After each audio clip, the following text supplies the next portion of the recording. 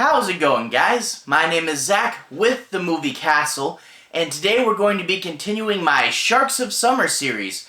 For those of you guys who are new to the channel, Sharks of Summer, basically once a week during the summer, every single week, sometimes more than once, I'm going to be covering a shark movie. And today, I have Sharknado, The Fourth Awakens. This is from 2016, and is once again directed by Anthony C. Ferrante, and once again stars Ian Ziering and Reid. It's really cool to see the consistent director and the consistent cast among this series. Really is good to, not just say, oh yeah, this is that part where they changed everything, so I really do like the consistency. But anyway, with this movie, you're getting to see the fourth movie, and in 4 years, they're putting them out one every single year, and at this point, Sharknado kind of feels like a TV show, You get consistent episodes, some cliffhangers sometimes, and you get to see a reoccurring cast, which is also a good thing. This movie has people from the first 3 parts that will pop up, and you're like, oh, it's that person, oh, it's that person. You get to see lots and lots of reoccurring characters, which I really did like. And, especially we're picking up right after a cliffhanger from part 3, it is cool to see the story continue, and yeah, it does feel like a TV show, but it's still pretty cool. Overall, Sharknado 4 is good. It's not as good as Sharknado 3. Sharknado 3 was so big and crazy, was such a high for the series, like, it's hard to beat Sharknado 3, and they threw in some pretty good and pretty crazy ideas. There are several things in this movie that if you told someone it was in a Sharknado movie, they wouldn't believe you. But that being said, still not as big and crazy as part 3, but I still did like it, and there's some cool moments and interesting ideas in here.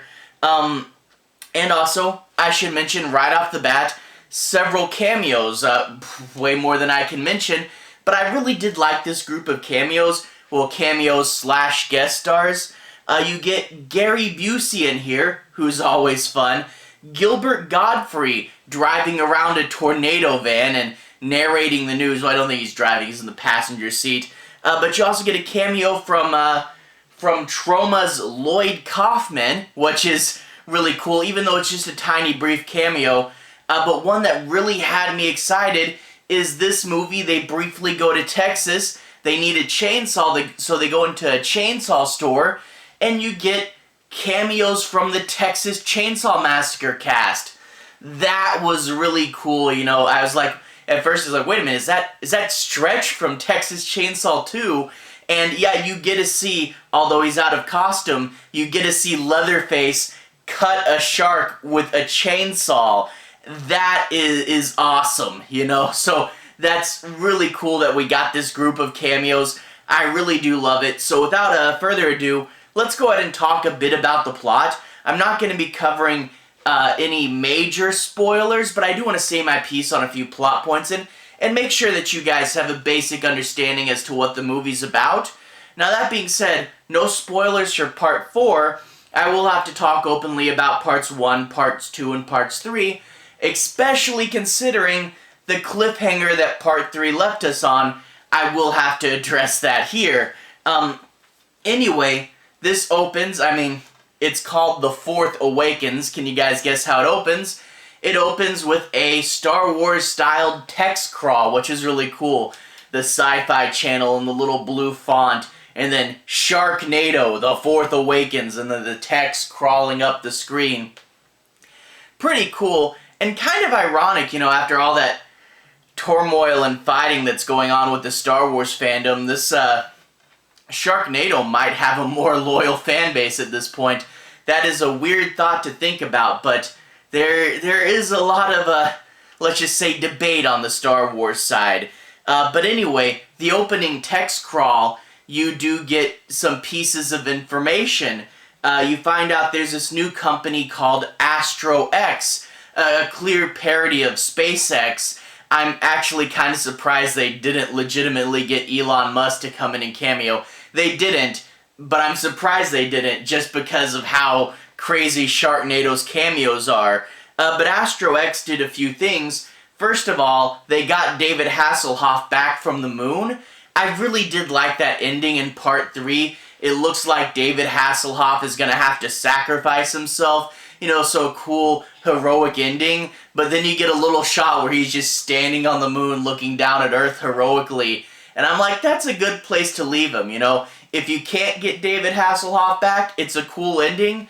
But if you can, yeah, just say you pulled him down from the moon. So, also, isn't that just such a weird and crazy Sharknado plot point, telling someone, yeah, it begins with them saving David Hasselhoff from being on the moon. You know, like that's just such a weird plot point. It's just right at the beginning, and they kind of go over it really quick.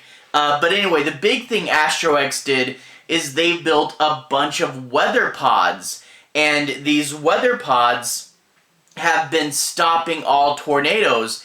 And in turn, there hasn't been a Sharknado in 5 years, which is, you know, this is one of those 5 years later, everything's at peace stories. Now, it's kind of weird because there's the opening text crawl, and then there's a little montage of things that happens. So it's kind of a bit of a double introduction. But whatever, we meet Finn again, and we find that he's kind of, you know, it's kind of a parody of all these action movies, the hero when he's not in a time of need and he's retiring, and Finn is in Kansas with his son and the son's grandma, and he's there chopping wood, of course, because that's what all heroes do in their downtime, is they're just chopping wood, and he's retired and he's gruff, but he loves his son, and he's going to be there for him because he wasn't there enough for his other 2 kids. And, you know, it's a really cool opening. Plus, they're in Kansas, and this is a Sharknado movie, so I'm kind of wondering where they're going to go with that. But anyway, he's in Kansas, and he leaves his son with the grandma because he has to go to a family reunion in Vegas. And it just so happens the head of Astro X has built a Sharknado-themed casino in Las Vegas. Now, Finn's not going to that one. He's staying away from that. But he goes to Vegas, and he meets up with, I think it's his niece from Sharknado 2. So cool to see more of the cast come back. But the big deal is his son's going to be there. And the son was, of course, absent for, was it 2 whole movies, right? So the son is finally showing back up, and the deal is he's going to have a big skydiving surprise wedding. Basically, he's getting married on this plane, and then he dives out with his wife, and they're going to land on the rooftop of the hotel that Finn's at. But of course, it doesn't go to plan. You see, all of a sudden, another Sharknado appears, but this one is actually a Sandnado. It's a sand-based Sharknado, and in turn, the Astro X pods can't destroy this one. So it's peace for a long time, but now we get a tornado the pods can't destroy, and it leads into this really cool, crazy, over-the-top Vegas segment. And, you know, I listed a few cameos early on, but this segment, there's so much crazy stuff going on that I'm like, okay, I think that was a cameo, I don't know who that was, okay, there's another one, I think that was a cameo, who was that? But you do get a bunch of fun and crazy Vegas stuff going on here, you know. There's like a parachute ride thing that, of course, they have to use to get down a building really quick. And the Vegas scene is fun. I kind of feel like the Vegas scene was kind of like New York from Sharknado 2, where it's fun, but just a little disorganized and messy, you know? And it's also worth noting, in this sequence, you do see the CGI isn't quite as good in this movie. I say that, the Sharknado CGI has never really been great, but you can see it's a bit of a step down. They're doing good enough to tell their story, but there's some scenes where you're like, okay, this is primarily digital assets on the screen with the actors kind of pasted in there, but, you know, whatever, it gets the point across, and hey, it's cheesy, it's fun, again, whatever. But anyway, after Vegas happens, Finn goes, oh no, the Sharknadoes are back, I need to get to my family. I need to get to my son Gil in Kansas. So this is actually going to turn into a road trip movie. You get Finn, his niece, his son, and his son's new wife are on this big road trip from Las Vegas all the way back to Kansas, with, of course, the tornado chasing them. And the tornado, you know, how do you up a Sharknado, especially the craziness from last time? Well, here you have kind of a morphing Sharknado. As the tornado goes, it picks up things and it changes the nature of the Sharknado, you know? It starts off, it's a sandnado, so right off the bat that's different. And then it'll like pick up rocks and it'll become the Bouldernado. Then it'll pick up oil and the oil lights on fire and it becomes a fire Sharknado. And then like later on it'll pick up cows and you get Gilbert Gottfried going, "It's a cownado," even though the cows don't do anything, they just get eaten by the sharks. It's a fun tornado. It's not as big and crazy as the whole wall of Sharknadoes taking out the whole eastern seaboard. It's not that intense, but it is a fun, cool, crazy idea, you know? You can't really top it, but at least this new one's creative. And you get several cool sequences, you know, there's a scene with a train by the Grand Canyon, and you know I'm always a sucker for train sequences. There's even, you talk about one of the more random, out-of-the-blue moments, you do get, of all things to show up, John Carpenter's Christine.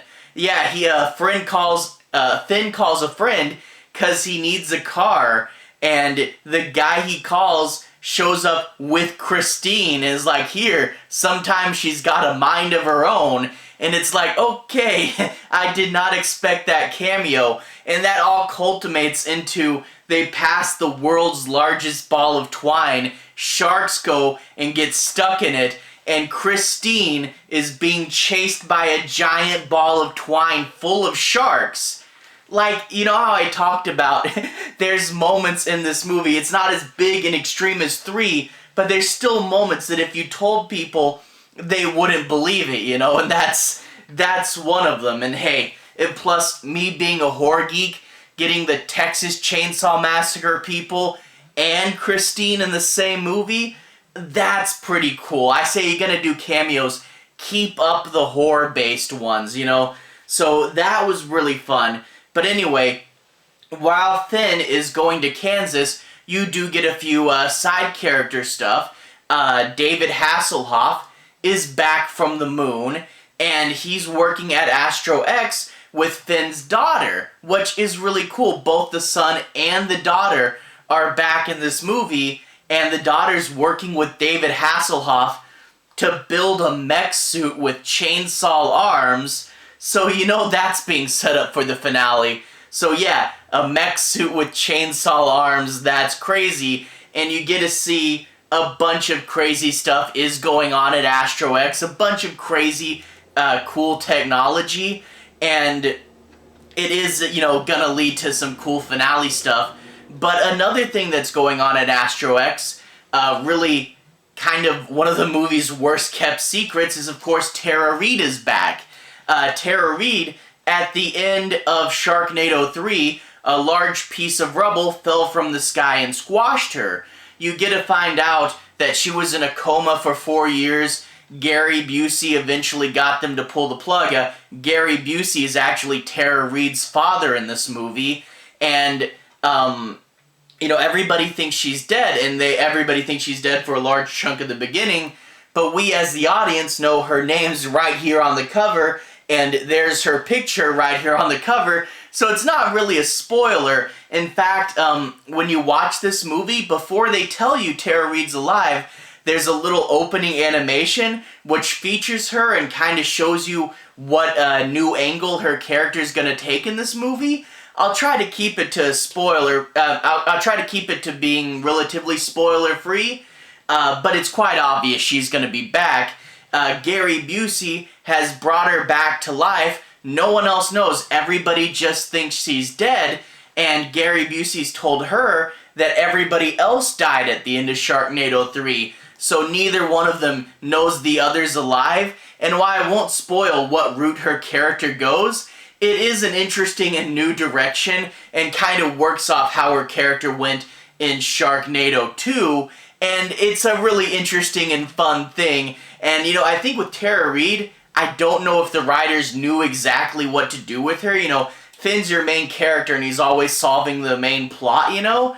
But Tara Reid, it's kind of like, okay, we have her back, what do you want to do with her this time? And then they kind of come up with something random and crazy, but it does lead to some pretty cool, wacky, over-the-top moments towards the end of the movie. And it was really interesting how they brought her back. And I don't want to say anymore because I do want to leave a lot of this up to a surprise. Although the opening animation does kind of spoil a lot of it. It's one of these things I'm like, how much can I talk about that? I don't know. But anyway, always cool to see Tara Reid back. And hey, Gary Busey's her father. That's always nuts. But anyway, that's sort of the thing with this movie. Is you can't really beat part 3, you know, sharks going into space, Finn fighting them with a lightsaber. It's actually kind of weird. If they could have worked it out to be where stuff from this movie happened in part 3 and stuff from part 3 happened in this movie, that would have been a little better. The escalation would have been more natural, because if you switched 4 and 3, it would build up steadily. But now it goes 1, build up to 2, crazy big jump to 3, and then a little bit down for part 4. So, if only we could have switched them, especially part 3 has a space finale, yet part 4 is the fourth Awakens, you know? Kind of weird that this isn't the space one.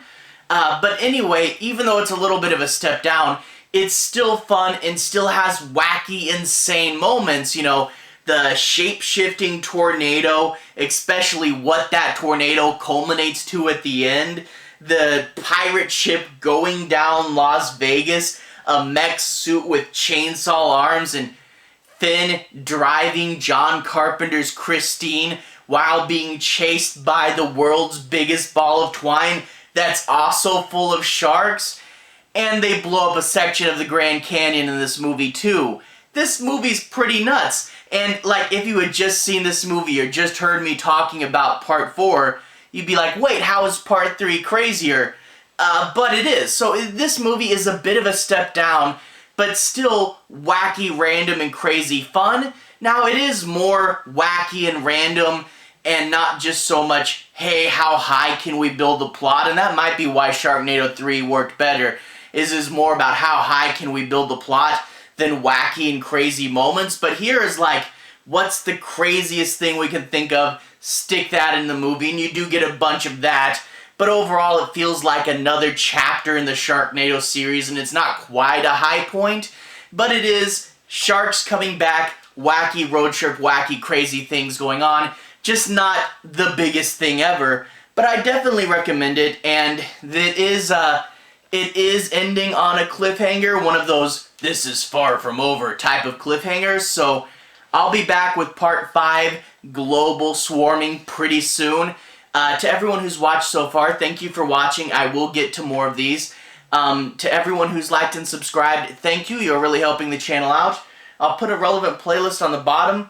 If you want to see more, you can click right there and see more, and that should have my other Sharknado reviews in it if you want to see my reviews from the first part. Anyway, have a good day. I'll see you guys again very, very soon. Relevant playlist on the bottom. Have a good day now.